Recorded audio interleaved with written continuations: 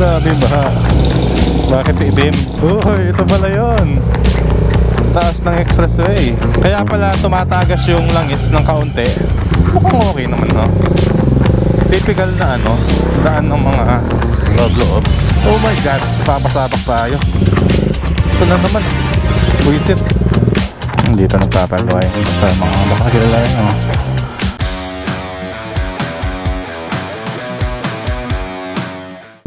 So ayun guys, what's up sa inyong lahat? So isang maulan na araw na naman, no? May super typhoon. Yung LPA naging super typhoon. Ayun, balot na balot tayo ng kapote ngayon.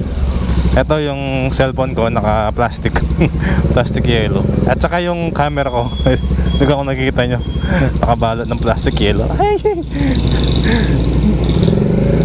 Grabe baha. Bakit itim? Okay, ngayong araw guys, nagpa-print kasi ako ng bagong design ng logo ko. Yung nakikita nyo sa ilalim ng video ko. So nagpa-print tayo ulit kay Man Design and Printing sa Magalang. Since taga-Dao ako, nakita ko sa Google Map at nasasabi ng iba na meron daw daan dito papuntang Magalang. So ito, kaya kailangan ko yung cellphone ko nakalabas. Kakatapos lang bumuhos ng malakas na ulan. Sigurado maya maya bubuhos na naman yan. Kaya yung pinlastic ko na yung cellphone ko at yung camera ko. Hopefully maganda pa rin yung kuha since medyo maaga pa naman. Ngayon ako dumaan dito. So nandito tayo sa Balaba, sa Dao. So sabi nila may daan daw dito. Gusto ko lang madaanan since lumipat na kami and taga Dao na ako.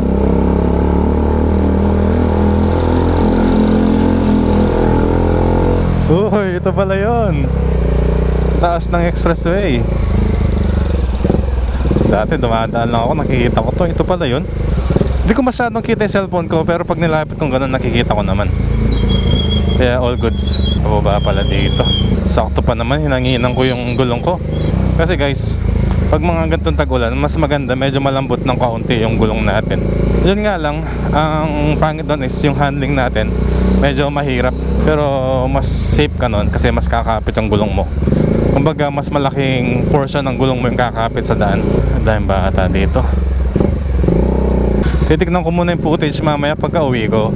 Kung medyo okay naman, ipapost ko siguro to. Kung hindi, edi wag na. Hanapin ko lang yung paliko. Grabe baha. 1 bar na rin yung fuel ko.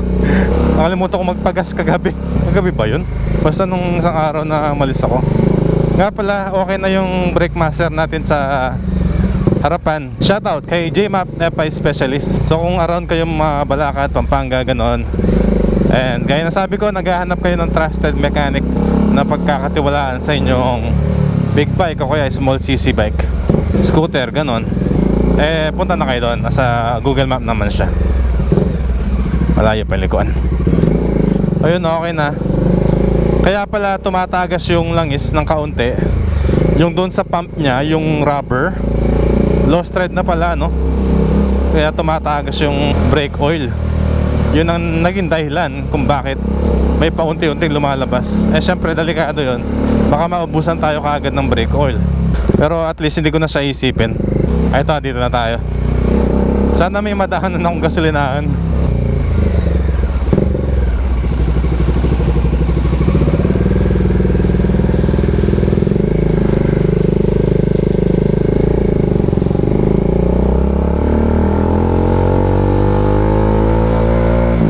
Actually gusto kong dumadaan sa mga ganito, yung hindi highway, as long as safe, no? Tsaka nga pala guys, merong nakakalungkot na nangyari kasi dapat meron akong next vlog bago ito. Ginamit ko yung Aerox ni kuya ko, yung Aerox 2023, yung Cyan Blue. Eh pinapalitan ko kasi ng gulong. Yung stock kasi na gulong, kung mapapansin nyo sa may mga stock na gulong ng Aerox dyan, medyo rounded yung stock na gulong, kaya nadudulas si kuya ko kapag tagulan.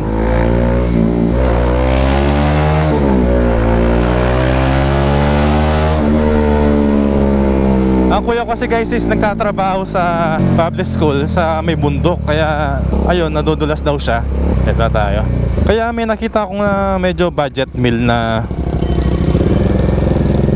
dual sport tire para sa kanya. Eh ayun nga, medyo okay naman siya, medyo maganda. Siyempre, budget meal, hindi siya ganun ka-recommend.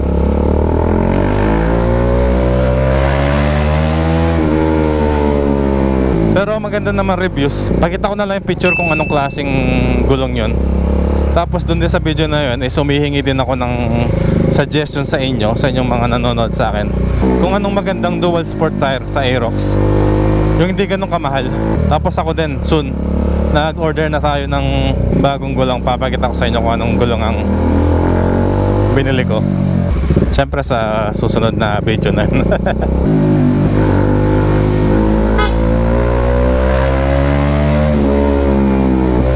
Ay, wag muna pala ako mag-high high RPM. Baka biglang maubos ang gas ko, 1 bar na lang. Sana may nagagas. So ayun, sayang gusto ko sanang i-upload dito yan sa YouTube tsaka sa Facebook ko, para ibang point of view naman nakikita nyo, hindi puro Dominar. Ito ano kaya to? Ega fuel, pwede na siguro to. Kung meron na, hindi, sarado. Ayun, meron sa susunod. Tiger fuel, ewan ko na lang. Okay guys, pagas muna ako. Sana gumagana. Ay, yung wallet ko pala nasa top box. Ayun, may 95. Wait lang guys. Full tank 95. Premium po. Full tank. Wag mo na masyadong pakahapon, ano kuya. Thank you po. Hanggang doon lang sa sakto. Sakto lang. Basta wag lang umaapaw. Gawin po natin 450. Sige. Kaya pa 500 yan kuya. Mataas pa yung sa... Eto kuya, thank you po. Grabe yung pagtaas ng gas ng isang araw. Ako 4 na piso ba yun? 5 piso. Okay, let's go. Buti naman na full tank pa yung motor ko sa 500, no?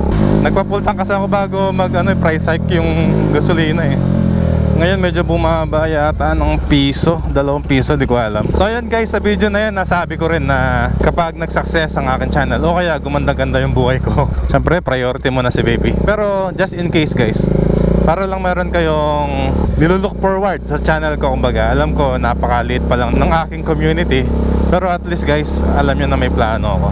Gusto kong bumili ng small C's. Hindi ako sanay sa automatic, more on declash talaga ako. Pero kaya nasabi ko, nag-umpisa rin naman ako sa scooter, kaya baka Aerox o kaya Sniper. Ayun, sa dalawa. Ayoko na Raider.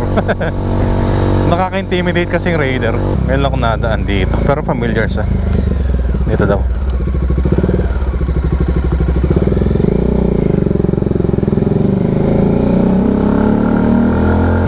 Buti hindi ako gabi pumunta. Medyo sketchy. Uy. Mukhang okay naman, no? Typical na daan ng mga loob-loob. Huwag na lang tayo mag high RPM para hindi tayo makabulabog. Kasi hapon na 2:21 PM. Tapos umuulan pa. Siyempre masarap matulog ng ganyan, di ba? Kaya huwag na natin pakaingay. Naka-open pipe na pa naman tayo. Uy! Malalim ba? Hindi.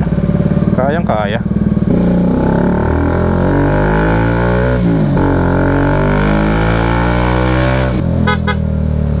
Ayun guys, suggest ko lang, kapag may lalagpasan kayong sasakyan o kaya kahit anong motor, tricycle, businahan nyo para aware lang sila na mag-overtake kayo. Tapos kapag mga blind corners, yung mga wala talaga kayong makita sa unahan, magbusina kayo.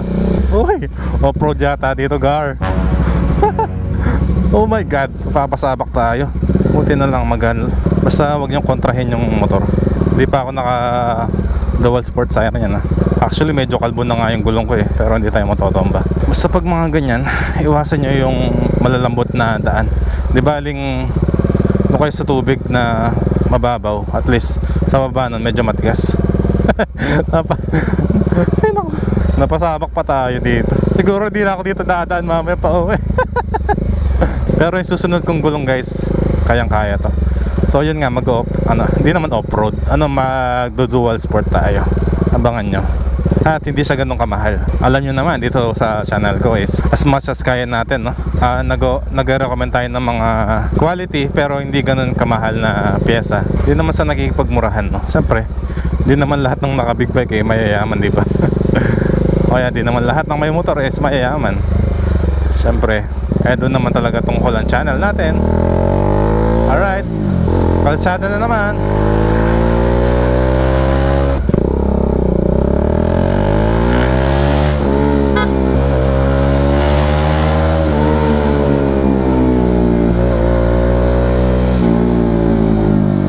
nakakabwisit ang panahon na to eh. Kapag nakakapote ako, hindi umuulan. Kapag wala akong kapote, doon uulan. Ang galing-galing. Mga bata, naliligo sa ulan, nakakamiss. Kung kailan may edad ka na, doon ka nagkakasakit sa ulan. Sabi sa Google Maps, 6 minutes away na lang daw tayo. Pauwi naman, di ko na kailangan ng Google Map kasi alam ko na yung pauwi. Sa may Mabalacat na ako lalabas. Ay, may pesta pala dito. Wala ko talaga nadaan dito eh.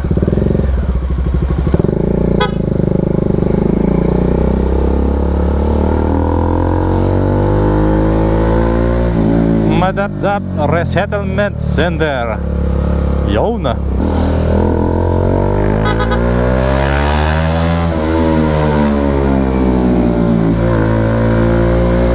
Medyo malapit na tayo. Nakikita ko na yung pin location dito. May bata.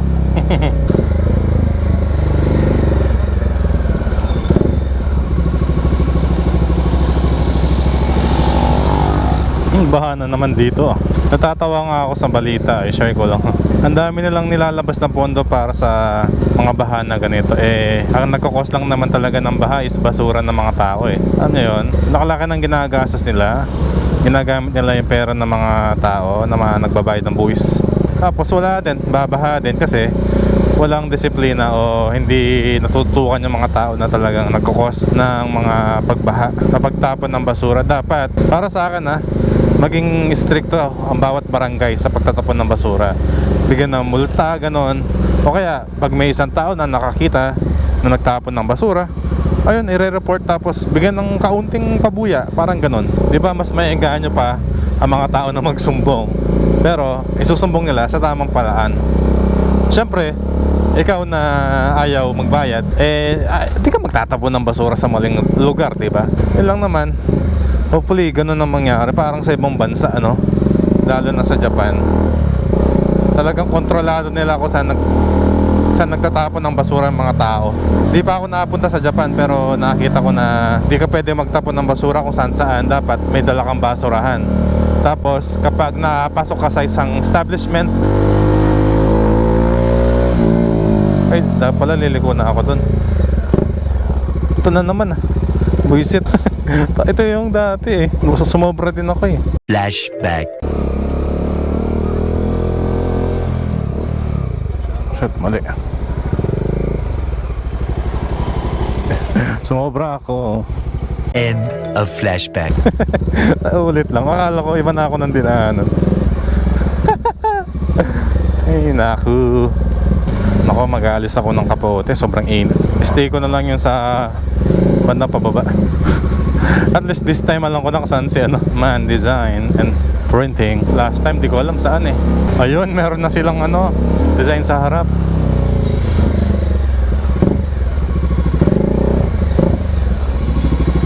Ayan, sana may tao. Tignan natin. Kunin natin ang ating pitaka. Siyempre magbabayad tayo. Buti nga this time di niya na ako pina-down payment eh. Dito nagpapagawa yung iba sa mga baka kilala na nyo. Hello po. Magpipick up po ako sticker. Joban po yung pangalan. 2 sheet po ata. Yun. Ay, thank you so much po. Guys, nakuha na natin. Uy, mas gusto ko tong design ko na to ngayon. Simple lang. Explain ko bakit naging ganito yung design natin. Picturean ko muna syempre. Tanggal ang kapote, ang init. Plus kung umulan man, kapote na lang sa taas ang susot ko. Ang dami nagpagawa dito. Uy, nandun na rin yung natin, ito sa atin, Thank you po. Kaya ko kaya lumabas nang walang Google Map. Google Map na tayo para sigurado. 2 beses pa lang kasi ako pumunta dito. Ayun lang. Bala na. Ayoko labas yung cellphone na walang plastic. Okay. Gamitin muna natin ulit ang ating photographic memory. Thank you po ulit sa Man Design and Printing. Let's go. So ayun guys, nag-iba tayo ng design kasi hindi ako mapakali. At saka na-realize ko kasi dun sa una kong design, eto papakita ko sa inyo, nandoon yung headlight ni Dominar. Kasi Dominar ang ating motor. Lang gumaya lang ako sa ibang motovlogger, ganyan naman to. Yan naman palagi. Pero naisip ko na kagaya ni Motodeck, tsaka ibang vlogger si Jao, na text yung sa kanila na merong kaunting trademark. Tapos naisip ko, oo nga no, why not ganun na lang din, kasi kapag Dominar yung nandun sa sticker ko o nasa logo ko, parang na-stuck na lang ako sa Dominar. Eh may balak naman ako, or kapag pinalad ako, syempre hopefully magka motor pa akong iba, kahit dalawa lang. Pero yun nga, gaya na sabi ko, baka hindi ko ibebenta to kahit anong mangyari, kasi nga medyo sentimental sa akin tong motor na to. Kaya aalagaan ko to hanggat kaya ko. Ayun no, ang galing. Kung kailan umulan, ay kung kailan inalis ko yung kapote ko, dun bumubuhos ang ulang, buisit. Galing-galing tumiming eh. Dapat daw di ko na lang inalis. Grabe, init kasi ng kapote na to, para kang nasa sauna. Pwede siyang pang pang lost weight. Araw-araw ka nakakapote, tingnan ko di ka papayat. And let's go. Tapos hihinto yung buwan, no? So yun guys, kaya pinalitan ko ng ganun. Malay nyo, di ba, makilala tayo sa ibang motor, hindi sa Dominar. Pero syempre, wag nating kakalimutan at tatalikuran na nag-umpisa tayo dito sa motor na to. Kung tama ang aking photographic memory, kakanan tayo dito.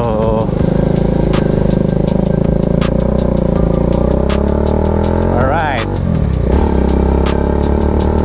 medyo maambon na. Baba ang visor, mainit sa helmet.